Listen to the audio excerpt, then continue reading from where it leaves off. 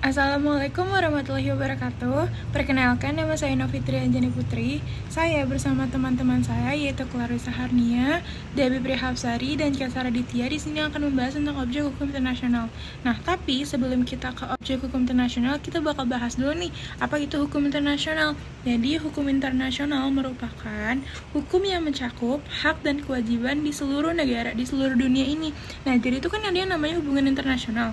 Nah, si hukum internasional ini bakal melindungi hubungan internasional. Nanti kalau misalkan bakal ada in case kalau misalkan ada kejahatan antar negara seperti perdagangan narkoba atau segala macam. Terus juga kalau misalkan ada peperangan, nah hukum internasional berfungsi untuk melindungi ini semua. Terus juga di objek-objek hukum internasional nanti bakal dibahas sama teman-teman saya. Terus juga apa sih namanya, hukum internasional itu jangkauannya luas banget ya. Jadi karena menghubungkan seluruh negara. Terus juga di hukum internasional itu ada yang namanya subjek dan objek hukum internasional. Nah, yang bakal kita fokusin di sini adalah objek hukum internasional.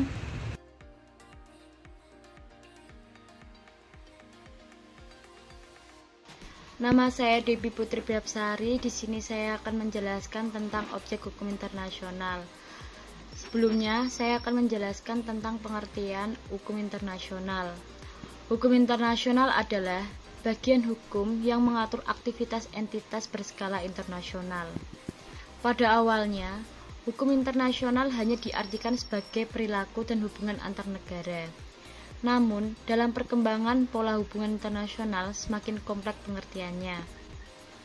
Kemudian, pengertian objek hukum internasional.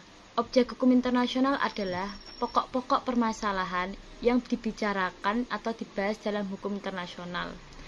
Namun, kawasan geografis suatu negara atau defined territory juga dapat dikatakan sebagai objek hukum internasional. Dikarenakan sifat objek hukum internasional hanya bias dikenai kewajiban tanpa bias menuntut haknya. Objek hukum merupakan suatu yang dapat diperguna bagi subjek hukum dan dapat menjadi suatu pokok hubungan. Hukum yang dilakukan oleh subjek-subjek hukum biasanya dinamakan benda atau hak yang dapat dimiliki dan dikuasai oleh subjek hukum. Perkenalkan, nama saya Clarissa Harnia Putri. Baik, selanjutnya yaitu contoh-contoh objek hukum internasional.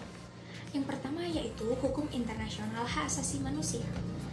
Hukum internasional hak asasi manusia adalah semua norma hukum internasional yang ditunjukkan untuk menjamin perlindungan terhadap individu atau pribadi. Yang kedua yaitu hukum humaniter internasional. Hukum humaniter internasional adalah semua norma hukum internasional yang bertujuan memberi perlindungan pada saat timbul konflik bersenjata bukan internasional kepada anggota pasukan tempur yang tidak bisa lagi menjalankan tugasnya atau orang-orang yang tidak terlibat dalam pertempuran. Yang ketiga yaitu hukum kejahatan terhadap kemanusiaan atau massal.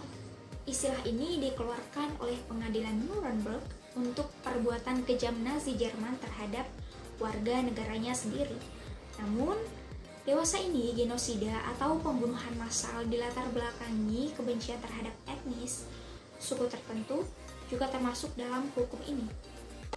Nama saya Kesar Aditya, jadi kali ini saya akan menjelaskan kesimpulan dari materi yang saya dapat. Nah, jadi itu berdasarkan kesimpulan saya dapat bahwa objek hukum internasional itu adalah pokok-pokok permasalahan yang dibicarakan atau dibahas dalam hukum internasional. Nah, objeknya itu dapat berguna bagi subjek hukum dan dapat menjadi suatu pokok hubungan hukum yang dilakukan oleh subjek-subjek hukum tersebut. Ada juga nih beberapa contoh objek hukum internasional. Nah, yang pertama itu hukum internasional HAM yang ditujukan untuk menjamin perlindungan terhadap pribadi atau individu. Yang kedua ada hukum humaniter internasional yang bertujuan memberi perlindungan pada saat timbul konflik bersenjata kepada anggota pasukan tempur yang tidak bisa menjalankan tugasnya lagi atau kepada orang-orang yang tidak terlibat dalam pertempuran.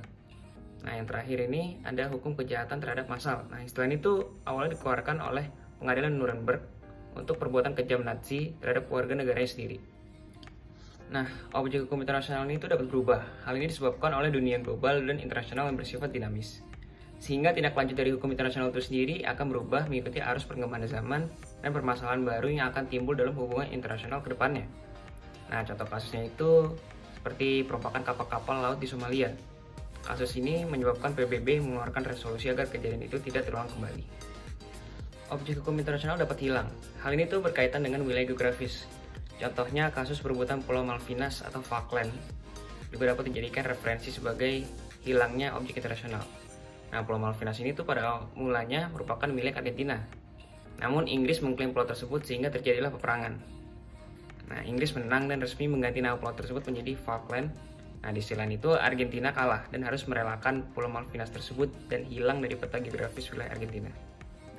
Dari resume sebelumnya dapat dilihat bahwa objeknya itu adalah Badan Hukum Internasional dan organisasi internasional. Hubungan antara Badan Hukum Internasional dan hukum internasional dalam artiannya bukan dalam skop wilayah tertentu, tapi merupakan hubungan luar negeri yang melewati batas teritorial atau geografis negara, berkaitan dengan hukum negara yang hanya mengatur hubungan dalam negeri. Kaidah hukum internasional juga merupakan kaidah yang wajib, seperti layaknya semua kaidah hukum, dan ini yang membedakan antara hukum internasional dengan kaidah internasional yang berlaku di negara tanpa memiliki sifat wajib seperti life service dan adat kebiasaan internasional. Oleh karena itu, hukum internasional harus senantiasa dikawal oleh semua negara sehingga praktek hukum yang dilakukan oleh semua negara di dunia ini berlandasan pada keadilan dan kemanusiaan.